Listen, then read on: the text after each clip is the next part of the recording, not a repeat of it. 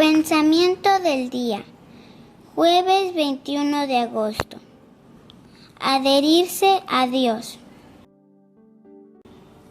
Si estamos unidos a Dios, en su voluntad nos encontramos unidos entre nosotros. Y no puede ser más que así. Antes que nada, porque la unión entre nosotros no es más que la resultante de la unión de cada uno con Dios.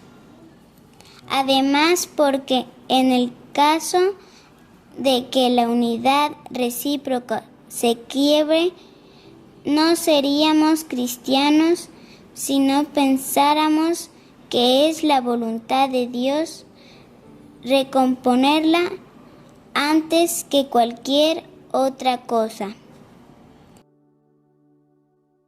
Jueves 21 de agosto. Adherirse a Dios. Kiara Lubick, Escritos Espirituales 1, Editorial Ciudad Nueva.